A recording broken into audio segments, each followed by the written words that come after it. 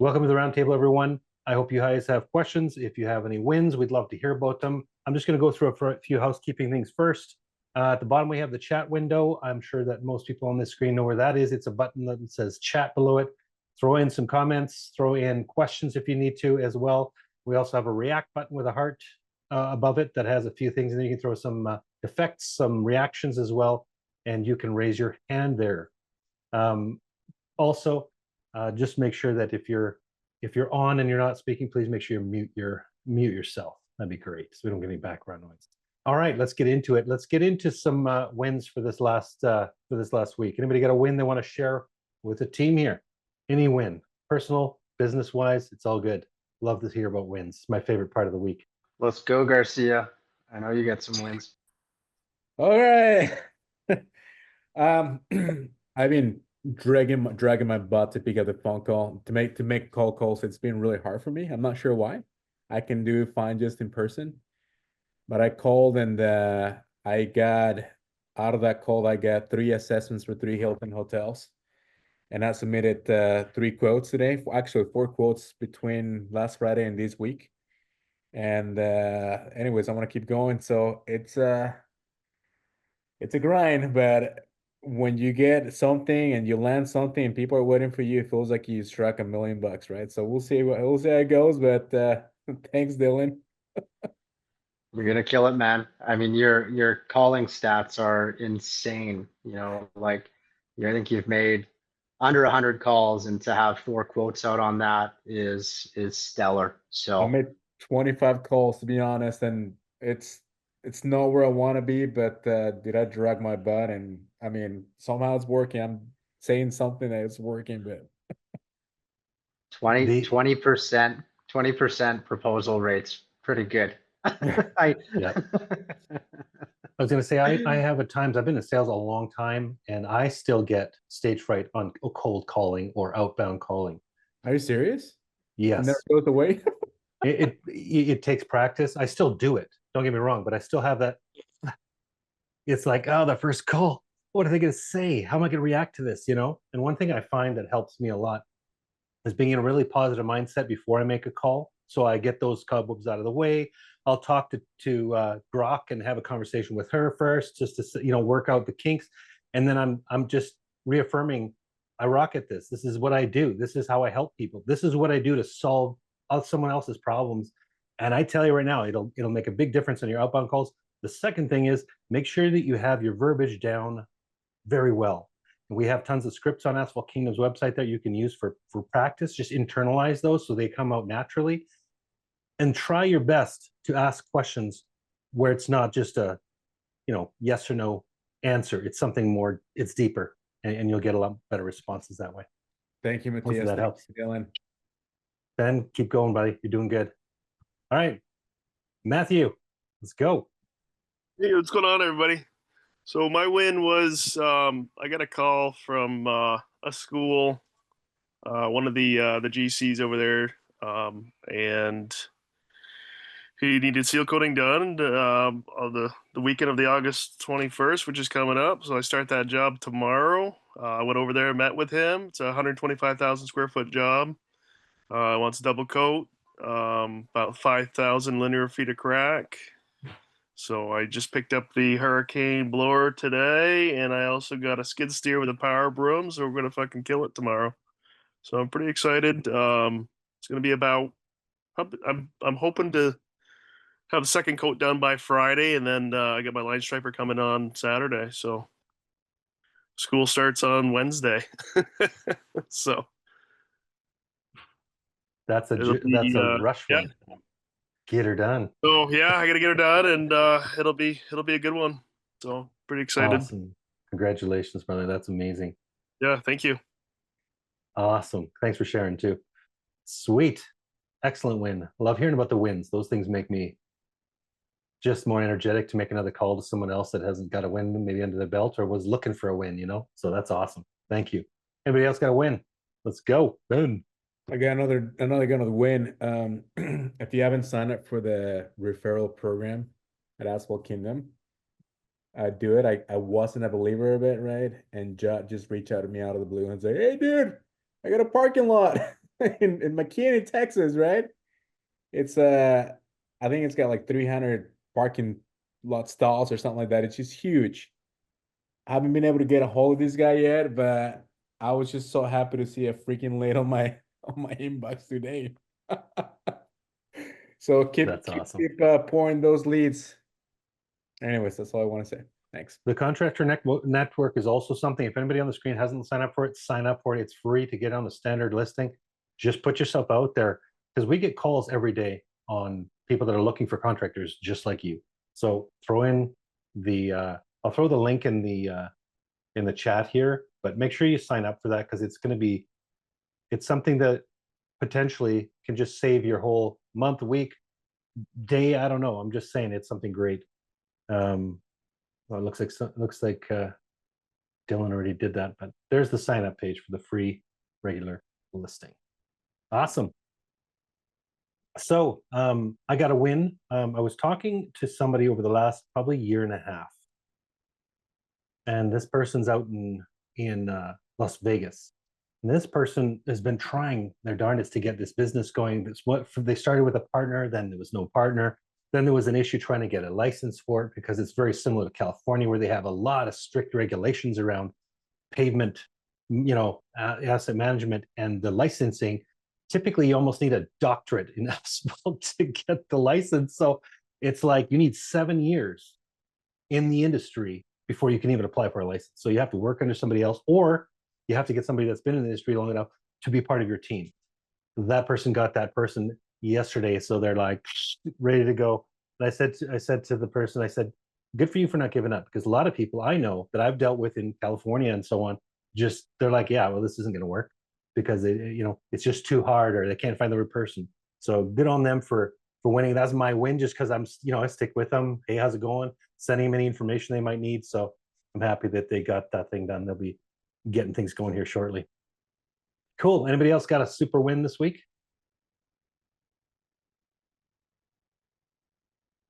All right, so we've got a bit of a smaller group this week. We've got some note takers and stuff in here, which is great. So I wanted to bring it up and just kind of leave it open for questions. I do see somebody posted a question in the chat as well. So if you want to come on and ask your question in person, that'd be great. Is it Nick? Yeah, Nick, looks like you have a question there, brother. Go for it. Yeah, Dylan responded. My question was, how soon after a seal coating application can I stripe? And we're looking at temperatures in the 90s, high 80s, low 90s when we're going to do this. And then the mix design was 1 gallon per 100 gallons for drying agent from the source that I'm going to get it out of Portland, Oregon. Yeah, I would say, 12 to 24 hours is what I would say. I mean, you can probably be on the shorter side of that. Make sure you're using water-based paint. And obviously just doing a touch test. If it's wet, don't paint it, obviously. Big thing with painting on top of seal, especially if you're using an emulsion product, is that you have to use water-based. Otherwise you get leaching and it discolors. But main thing is really just keeping the traffic off of it. When you get traffic on fresh sealant, less than 24 hours, it's not so much that it's going to track or that tires are going to imprint. It's more so the shearing. If somebody is, backing out of a stall and cranks their tires type of thing, it'll shear and it'll kind of ruin the finish on it. But yeah, we would, if it was hot, if it was a hot summer day, like sometimes we would finish spraying, around noon, lunchtime, and then we would send our night crew in to paint it. So, it would be roughly 12 hours would be a pretty safe bet if it's hot and the mix design has an FD cure in it. So. Okay, thank you. No problem. Can I ask a little bit more to that question? So when I was down in Florida, we were doing some demo work. This probably just happened to be because of the demo work. It was a really smoking hot day. It was dry. You could walk on it after like 4 hours. Is it still not advised to do the spray, the water-based spray, because it potentially could emulsify that sealer? And because we kept all traffic off, obviously, but it was about 4 hours later that we line striped it. Yeah, so I mean, the reality is 4 hours is fine. The reality with any paint, any really coating in general, unless it's it's anything plural component. So think like an epoxy, a polyurethane. Those are going to have very specific cure times because they're chemically activated. The sealants that we use, whether you're using oil, whether you're using an emulsion, traffic paint, they're all evaporation dry. So what's happening is that, you put down a wet mill and then you get evaporation and then you're left with a dry mill, which is essentially your solids. When you're introducing catalysts, heat is a catalyst, humidity is a catalyst, fast dry is a catalyst. Anytime you have catalysts involved, it's going to either bring the curing time down or increase it. So if it's really humid, if it's really cold, that's going to increase your dry time. If it's really hot, if it's really dry, that's going to decrease your cure time. So best to, we used to do the touch test. Like, I mean, if it's still flashing off, don't paint it. But when it's a consistent dry color, you can touch it. You can do the fingernail test. If you can dig into it with your fingernail, it's not going to be ready for paint at that point. But to your point, Matthias, yeah, if it's 110 degrees out, baking in the sun, and that's the ambient temperature, that asphalt, it's black, it's going to hold on to a lot of heat and it's going to dry really quickly. But I find it's best to give time intervals, and that 12 to 24 hours you're going to be safe. Don't tell a client that you can paint it within 4 hours, because if something goes wrong and you can't, you kind of look like the jerk. So always set that 12 to 24 hour rule with them, especially for traffic. Anytime you get into a bind where somebody wants something done in limited time, it's just Murphy's law. something will go wrong. So Well, that's been part of my pitch, is that 12 to 24 time period. So we're working with that. beautiful. I was asking more for fast food restaurants, because that drive-through lane is one of those things where they're just like, get it done. They just want to move. And I know for a fact most drive-throughs are going to have some form of a corner turn area, and probably an arrow in there that you're going to end up turning those wheels, pulling off the paint. So that's why I asked, because I know some people try to do two at once. They'll do the morning spray seal coated and maybe twice during that day, and then 10 o'clock at night they're coming through and doing stripes and so on. So cool. Yeah, traffic paint's not too bad. Traffic paint's nice because traffic paint, I mean, depending on what you're using, Set Fast from Sherwin-Williams is a popular one. That's a 5 minute. That's a 5 minute touch dry, no track, right? Yeah. It's not typically the paint you got to worry about. It's typically the sealant. And if you're doing a fast food drive-through, set good expectations. We had clients where we'd say, we're just going to seal it twice a year. And we would just give them a good rate on it. And then that way, if they weren't happy with how something looked, we'd go back, we'd redo it, we'd charge for it on the front end and just kind of treat it like warranty work, knowing that some of it was going to fail. It was McDonald's, it was full of grease. We had to go, seal it at 3 a.m. on a Sunday when the drive-through was not busy. So there was lots of things not ideal on those, but at the end of the day, you do the business development and you make your solution work for them. And that's what they remember, because you'll jump through hoops for them. And that's how you maintain a client like that. Yeah, I suppose that's not your normal client, right? Like you look at the fast food restaurants, even the front drives of hotels, they'll drive in, where people drop with Ubers and Lyfts and taxis and cars dropping off luggage. Like it just becomes a nightmare there. So instead of your normal, hey, I'm going to come in once every 2 or 3 years, you're coming in twice a year to touch those up, so that, and you get paid on in the front end anyway, right? Yeah. So. Yeah. I usually charge for it. I mean, if you ever do something that you're going to have to warranty, or that they're not going to be happy, take your best guesstimate of how much of this is going to reasonably fail, and then charge that 25 or 50% or whatever you think it's going to be. That's where some experience comes in, but it's a good best practice if that you're going to have to keep them happy. A lot of the time they'd rather just pay a little bit more to make sure that it's done right, and to know that you've got your back on it. Sweet. Excellent question, Nick. All right. Anybody else got something? Matt, go for it, brother. Hey, and just to follow up on that too. So those drive-through lanes, those curves, those are upsellable. So when you're doing that, just say, hey, this is a curve lane here. So those are, I tell my clients, I say, I'm really going to be, even though this is a 2-coat application, I'm going to put 3 coats on that turn lane, at your drive-through lanes. And so when you get there, your guys just go in and quickly spray those areas first, and then go on and do your regular routine. So by the time they come there, they're hitting a second coat on those heavy areas.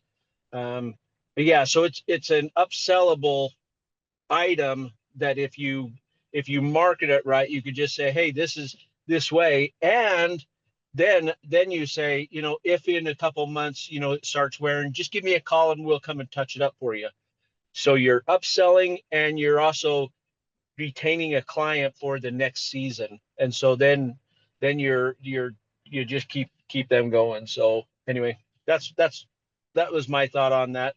And as far as painting goes, I was going to joke on there. There's the touch test, but there's also the taste test. So just lick it. If it comes off on your tongue, then don't paint it.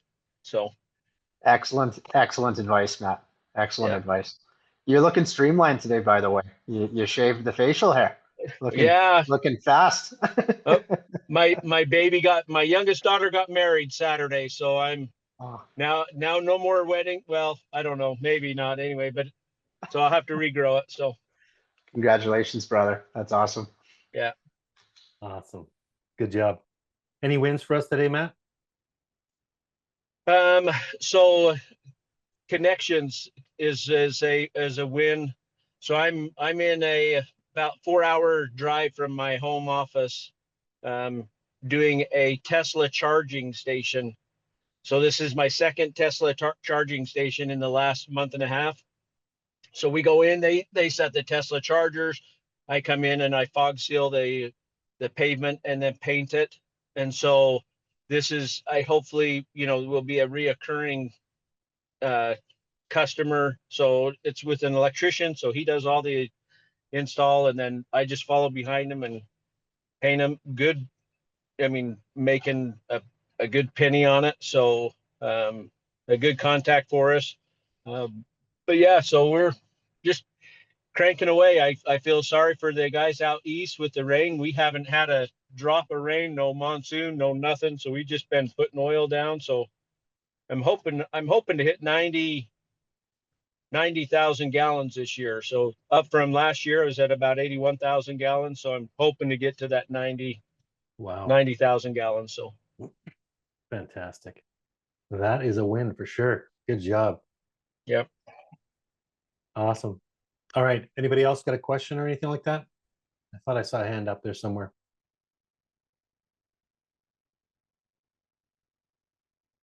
No more questions at all? Anybody? Was it I you, got a Miggy? question. Yeah, go for it, Dylan. So the common thing that comes up when I'm demoing the AI auto measure is it's not capable of linear measurements on cracks. Now I've heard of this 10% linear crack measuring method, but I'm not exactly sure how that works. So could somebody fill me in on the 10% method? So my takeoff for that is if I've got 100,000 square foot parking lot, there's going to be an average. If you have a medium to old parking lot, about 10% of that square footage is the linear crack, linear feet of cracks. However, I always say however, because I want to state from a client. Like if I want to go on a 100,000 square foot property and measure every stinking line, I'm going to take hours and I may not get it's a waste of time. So put in your 10%, mention how many crack and how many blocks of crack fill you're going to use for that project so that you're not held to anything other than the amount you've quoted for. And that way you're not held holding a bag of, holy moly, this was way more than I thought, for the cost wise. Plus the customer already knows that you have an educated guess on what that's going to be. So when they get into it and it's less than, hey, if it's less, I'll charge you less. If it ends up being instead of the 100 boxes, I'm just using an example to say it's less than, the pallet I quoted for, hey, I'll give you back 4 boxes that you didn't have to pay for, way you go. Or if it was more than 4, I'll charge you a bit more because it's going to be X amount more. But it just saves you on a bunch of the going out and measuring everything every single time on every single project. So for easy math, if it's a 5,000 square foot lot, we're going with 500. Give or take, yeah. And is there, sorry for my math question here, man. Is there some kind of conversion that's required to go from square foot to linear feet? No, just 10% of your square feet would be approximately your linear feet. Okay, got you. So So if you've so got a, deal sorry, go so ahead, Matt. Dylan. So I do 8, 10, and 15. 8 would be like a brand new park, almost a brand new parking lot. So you might have just a little edge cracking, and when you're measuring up a property, you're on like on Google Earth or with the AI, it gives you a perimeter, so you can get pretty close on that edge cracking. But if it's a newer parking lot, 8% is pretty common, is a pretty standard number. But just like Matthias said, is that you say 500 square feet, so that's like 2 boxes, maybe a box and a half of rubber. And if you're charging, $100 a block or something, you could tell your client, like for me, my minimum's $500 to put crack down. So if I go onto whether it's 5,000 square feet or 10,000 square feet, if it's newer, my minimum's $500 just to torch up my kettle. And so if you do that 8%, 10%, 15%, that's get you in a ballpark place. But if you get there, and this has happened to me, we charge a 10% and put on my invoice this linear footage. The client went out with his roller after we were done and rolled all the rubber and called up and said, "Hey, you told me it was 1,800 linear feet of rubber, and I only got 1,000 feet. I want $800, 800 feet credit." So on my estimates or on my invoices, I don't put that linear number. Yeah, that's just for my reference. I'll say 10%, 5,000, so 500 linear feet, but it's my minimum of $500. So I put crack fill 1 at $500. Does that make sense? Yeah. So if it's 8%, then I'm 340, but I'm at my minimum. So that's I try not to ever put a linear footage on crack seal, and even on painting. I used to do it on painting. I used to say, I've got 20 lines, 18 feet a piece, and this is my number.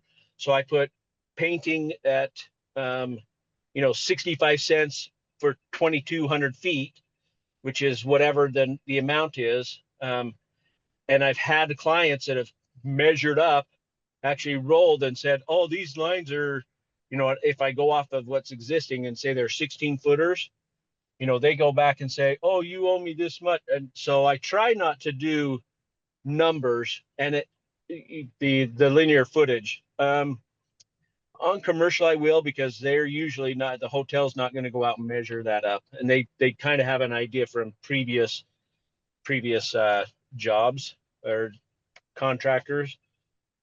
So anyway, that's just my take on it. But yeah, that don't put the linear foot. But if you're using AI or Google Earth to get your crack numbers, you're never going to be able to roll off a parking lot. So 8, 10, and 15 is my recommendation. If you're over 15%, like it's really cracked up, it's one of those jobs where you're, do you want to put your name on that job or not? Or you just say, "Hey, we're going to Band-Aid this. Our recommendation is an R&R on this. In the future, we'll do this time, but let us help you out with a remove and replace in the future." Ben, go ahead. Hey Matt, thanks for clarifying the pricing. Do you charge, is that include any cleanup when you're doing do crack sealing? Does that include like taking the old stuff out? Like the old rubber? Yeah, the old rubber and cleaning the crack and everything. Is that quote for the crack sealing include that prep work?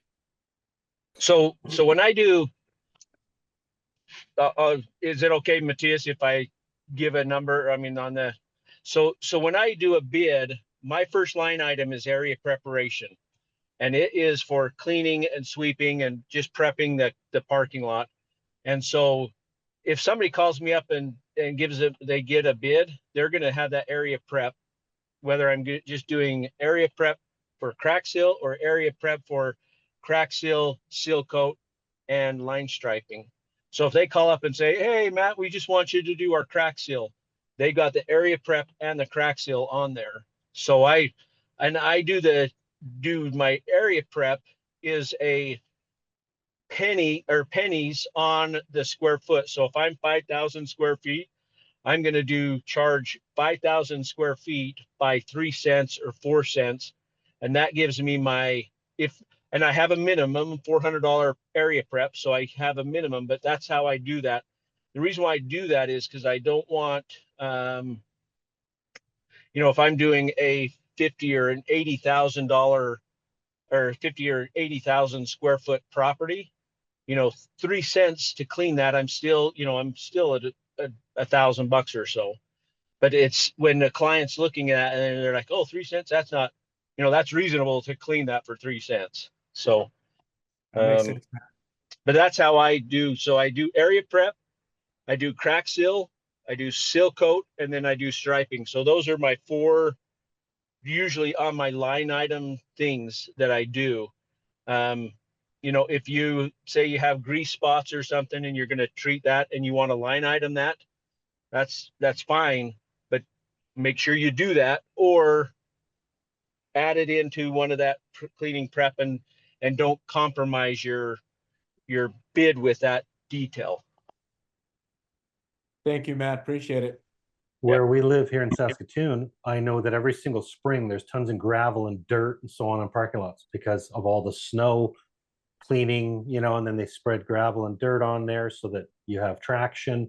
So every spring, if you're doing line striping for a commercial client, you're going to need to clean the parking lot. So in the case here, you'd either have your own equipment to do that, or you would hire somebody with a bobcat with a brush on the broom on the front and just buzz that parking lot. So that needs to be part of your quote anyway. But in the South, I don't know how much that becomes an issue. Obviously, dust is going to be a thing. So yeah, obviously with, you guys are down there in Utah, you guys get a bit of snow in the winter, but not really bobcats cleaning parking lots, or is it just a couple days where it just melts away? Yeah. You guys do gravel spreading as well or no? Yeah, I have a skid steer with a broom on it and a bucket, Yeah. a broom bucket. And then I also have a full size Timco 600 street sweeper that I can vacuum up big parking lots. And so, I Yeah. mean, so that happens. And then I also have a subcontractor that has street sweepers or whatever the case may be, or pressure washing. So you just have to be prepared for everything. It just depends on what level you want to be at. And do you bring it in house or do you get performance partners and do it? Yeah. And that was going to be one of my wins too. Before I jumped on, that's why I was late. I just got off the phone with a big two hotel properties together that I'm feeding to the guys up in Salt Lake, that I'm having a couple guys that are on AK here. I don't see him logged in right now. Yeah, I don't see him logged in right now, but I just won that bid. So it's like a $30,000 job that I'm giving to those guys up there. And I'll make a couple grand myself just for referring that, but I'll go up there and actually supervise and just should be a presence there because they're a client that I have down here in Southern Utah that they own about 12 properties down in this region here. So doing some due diligence to make sure that project goes the way you want it to. Correct. Like it. That's awesome. Good work. Cool. All right. Anybody else got a question or a comment they want to make? Nick, welcome to the call. Nick C. How you doing, brother? Good, thank you. This is my first time jumping on this, so just kind of Welcome, taking my it man. in. I do have a quick question. So this is our second year in business, my partner and I. Right now, all of our business is basically coming from, word of mouth or personal connections. How did you guys make the jump from, business like that to, people outside of your network or you've never spoken to before? Great question. Great question. Anybody? I can jump in on it. When you think about marketing in general, there's kind of 3 layers to it, and it sounds like you're doing two of them really well already.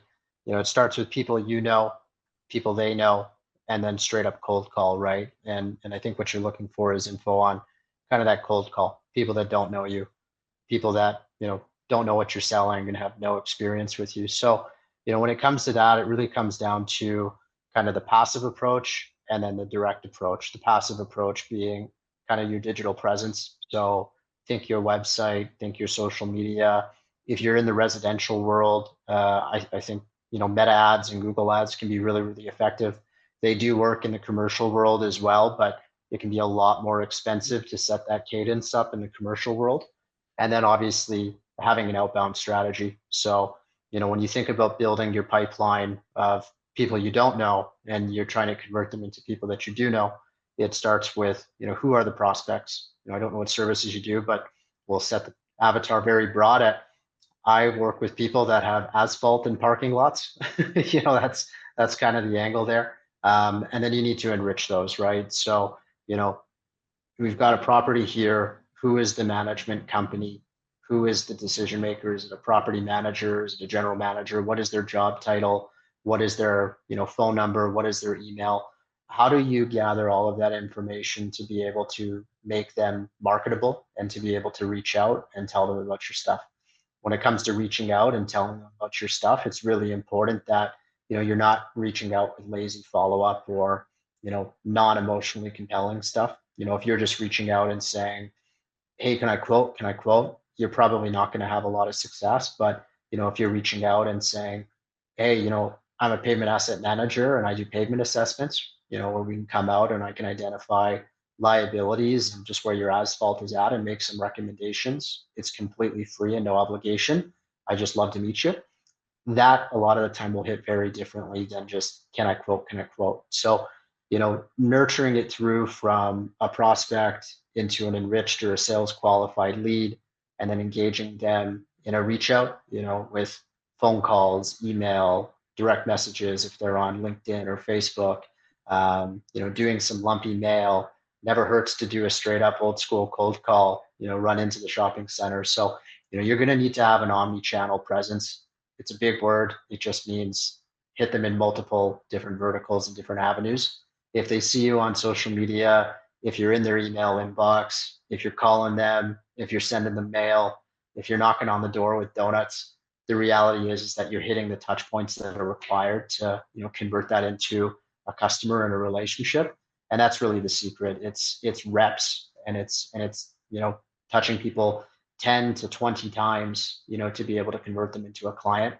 The beauty of dealing in the commercial world is that people might leave companies, but they typically don't leave the industry.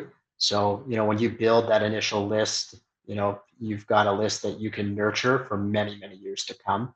It's just a matter of keeping it up to date. And then on your end, being really diligent about the follow-up, and happy Christmas, Merry Christmas, Happy New Year, Happy Valentine's Day. Your parking lot looks like it needs some love. The luck of the Irish. Am I getting lucky this week with a meeting with you? There's a lot of different things you can do, but be creative. Make it personalized, and just make sure that you're hitting your reps. The biggest thing that I run into is guys are like, why am I not having success? I'm like, do you answer the phone? No. How many phone calls did you make this week? 4. And it's like, okay, well, we need to amp that volume up if we're going to be successful. So a little bit long-winded, but hopefully that answered your question. Yeah, absolutely appreciate it. Thank you. And then thank you to everybody who sent something in the chat. Yeah, I put two things there, 2 links. One is a cold calling script that'll get you prepped for that type of cold call so you don't come off tinny. The second one is a door-to-door script. So if you internalize a lot of that stuff, you'll come with some knowledge and understanding. So when you ask the questions, you're going to have some good feedback from your customers. But I love what you said about the pavement assessment, because that's a huge part of it too. I think most people omit that. A give is huge in starting a relationship. Sweet. Welcome to the call, by the way, Nick. Hope to see you on more often as well. Cool. All right. Anybody else have a question or comment? Who's next? Geraldo. Got anything, brother? What's going on in your life this week? Everything's good. Sweet. Today it's raining over here, so I kind of have my Facebook advertise going. I pretty much gave maybe like 5 estimates today. Nice. Yeah. That's what you do in the rain. That's perfect. Yeah. And a couple weeks back, I never said anything, but yeah, I got the AK-55, and soon enough, I decided I want something a little better, and I got my hands on a AK-230, and then, Nice. I built it up in my trailer, and it's much better, you know what I mean? Way much better. I did a couple of jobs already. Let's say almost halfway there to to get my money back already, what I put on it. That is awesome. Yeah. That's winning for sure. When you can pay off Yeah. your equipment that quick, that's awesome. Yeah. I got it like pretty much half a price. So Sweet. yeah. Congratulations, brother. All right. That's Thanks. awesome. Thank you. Thanks for sharing, brother. Excellent. All right. Anybody else? Miggy, did you have your hand up earlier, or is that just my no? You're good? All right, brother. Good to see you on, by the way. Jeff, you had a question in the chat, didn't you? Your question was oh, Miggy, yeah, Miggy, Hello? you had said maybe a good business Google My Business Profile might help. Google, I have not done a recent job. I have no references. Anybody else can give any feedback on that, or do you want to expand on that, Jeff? Hello? Hello, we can hear you. Oh, great. Yeah, I have not had my first job yet, and a guy at Angie's Lead called me again for like the third or fourth time this spring and summer, wanting me to begin using their service again. But when I was using their service with a company that failed, I ended up having to owe them a lot of money for leads that never paid me anything. And some people I've heard have said, don't use Angie's Leads. And he said, if you turn it on now, he said, I can get you leads right away. But, I don't know. Can I I'm not pipe in a little sure. Pardon? Am What I was able? that, Matt? Yeah. Pardon? So I use Angie Leads as well. Also, I have my Google page as well. So a big thing it will help is reviews. If you can get a lot of reviews done on Google, you're going to be coming up first on your page when somebody's looking you up in that general area. So like right now for Chittenden County, Vermont, I'm either one or number two coming up in the list because I have 30 to 50 reviews and they're all Oh, 5-star right now. So that's helped me a lot. The Angie Leads though is you're absolutely right. Every time they send out a lead to you, they're sending it out to 10 or 15 people at a time. So whether you get it or not, you're still paying for that lead. yeah. It can get very expensive. You can put a cutoff on those leads as well. You can pause those leads. But what's nice about it though is they do your marketing for you outside of it as well. So I don't know if that helps Huh. with anything or not, but because I at one point I was going to cancel my leads, and what I've been using it for now is off season time. Basically, I'll use it for my handyman services and also Uh-huh. for commercial plowing and residential Oh, plowing. okay. So you can definitely you can use it for all kinds of different things, which is good. But Matt, you had some comment about that. I could tell there was a big X on your screen there. Can you just enlighten us on what your thoughts are on Angie's Leads? So whether it's Jeff or anybody else, if you haven't done a job, or if you haven't, you need to start with some residential driveways, or do something so you learn Okay. the system before spending money on Angie's, or I wouldn't even spend money on Facebook Marketplace ads or anything like that till you got your business dialed in. Because what you don't want to do is get a call from McDonald's in your town and say, hey, we need our driveway done because I've seen you on Angie's list or something, and you've not performed a job enough to be able to take that client on. So Right. it's kind of a, McCain probably knows better on this, but I think that type of marketing is better served after you're more established as it's not what you want to start your business off. I started with doing residential driveways, learning and understanding how seal coat flows, how I can squeegee it, how to not make a mess on properties, and just learn the system. Because you can watch YouTube videos. Hell, you can even Watched a bunch of them, tons of yeah, them. yep.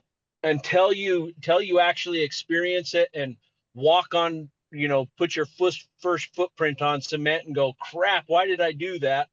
You just are Oh, you're not going to have that experience until you have that experience. And you right. don't want that to happen on a commercial or something that could be long-term or repetitive client. So my recommendation is learn the business, then work on your marketing, because you have to know how to perform. Now there's several, I don't know if anybody's on here that are non-performers, meaning they work with performance partners and they sell the jobs and hand them off to somebody. That's a whole different business model if you're going to go down that route. And Dylan and them could help you with that model to be able to perfect that and get that going.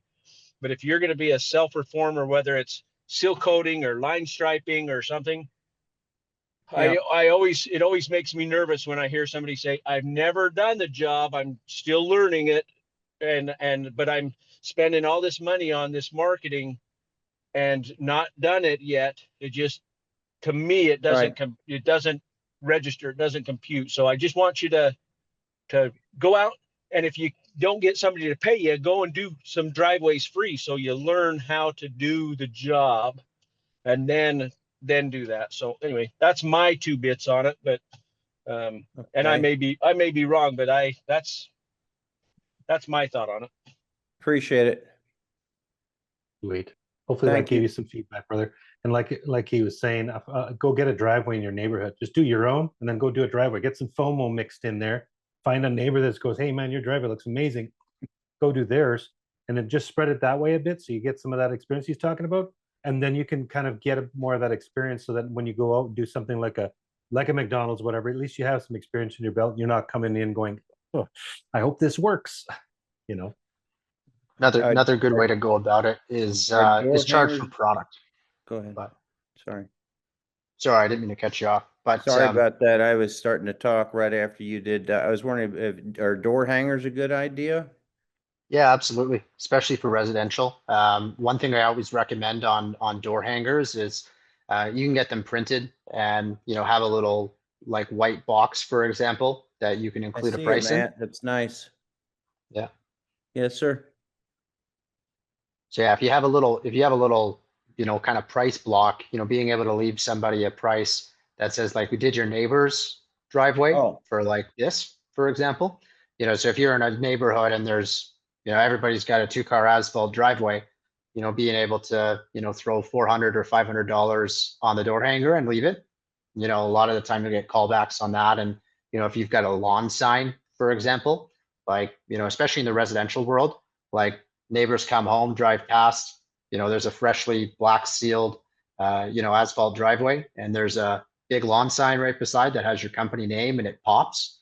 And then they get to their home, and then they've got a door knocker that has a price on it, essentially. They're going to call you probably and get an estimate if they are interested in having that service done, or say, wow, that's reasonable. I'm going to go out and get that done. So door hangers are great. Lawn signs are great for residential as well. And I would echo what Matt is saying about, being careful about the, investing a ton of money in marketing before you've done your first job. You need to see what your own capacity is and play around with some pricing and stuff like that. So, even if you're going to go do a job for free or even do it at cost, it's a good exercise to, learn how to estimate, kind of monitor how much material you're putting down. But there's a lot of homeowners that are looking to save a buck, and, being able to go and say, hey, this is something I'm learning, but I know how to do it. And I've got people around me in my support network who are teaching me how to do it. And I would love to do your driveway for the cost of the material, so that way you're able to get a job, get it under your belt, and, Okay. and get some experience that way without, just putting down a bunch of material for free. You can do your time, but that material is still going to go on the credit card, right? So Sure. Sounds good. Did that help, Jeff? Did that answer all your Yes, thank questions? you. Hopefully? I appreciate your all's input. Thank you. Super. Miggy, you got your hand up, my friend. What can we do? There Can you you hear me? All right. Yep. Yeah, I was literally just gonna piggyback off Matt and Dylan. One of the things I was thinking about as far as marketing strategy, being I don't have the experience, was the local church. Your local churches in your area. I'm sure there's one that needs some line striping. And the same thing that they were saying was just charging for material and then offering the service. And so once a lot of people, when you're just charging for material, they kind of back off as far as how hard they are or how critique, as far as their critique goes on what you've done, because they know that, it's not necessarily that you're going to do subpar, but they don't expect you to do this immaculate work, especially knowing that you are a fresh business, you're starting off. But the flip side of that is, if you do a good job, which I'm sure you're going to go out there and do the best job you can, well, now you just have a congregation of people that see your work. So not only did you just do great work, you did it for the material cost. And now the pastor is going to be approached by several people in the congregation who you don't know actually are, business owners who have parking lots. And that's going to funnel a lot of business to you, or at least start to funnel a lot of business down your pipeline. Because, most congregations with at least 20 people or more, probably 2 of them are going to be business owners. And then that's how your word of mouth starts. And that's what has your marketing. Also, if you do the job and you do an excellent job, now you have pictures. And that's where I pulled in the Google business profile. Because now once you have the pictures to support your work, though, basically your proof of experience, you can post those onto your Google business. You can ask if that pastor for that church can just give you a review in exchange for the work costs. They give you a 5-star review. There's your first review. Now people start feeling that, seeing your reviews, and then you start to gain that organic traffic. So this is just a view point. And this was something that I was thinking about doing. And I'm more than well, happy to share that with you, brother. Sure, thanks. I can maybe find a small church that I can do by myself, or get a buddy to help me with.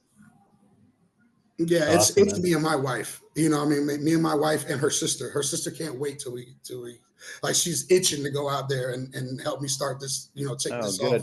So it's that, and that helps too, the support system you have. You know what I mean? Like, if you got a good group of guys, because obviously when you're starting a business off, nobody's going to want to run and jump and be your employee, especially when you have no revenue to prove that you can pay them. So it's kind of hard when you're first starting off. And so usually it's just you, or you and the wife, or you and the nephew or son, or whatever. And that's just fine. It's, that helps you, like they said, build that experience. So that way you can put out the proof of your experience and show your work. And then from there, the organic traffic to Google profile, as well as if you want to do the Facebook profile, you can do that as well. But I agree with Matt as far as the Angie's List thing. I wouldn't jump into that. I've heard a lot of people saying that they get into that, but the problem is they're the middleman. So that service company like Angie's and Handyman and all those other gigs and all those, they are the middleman to the guy that wants the work done.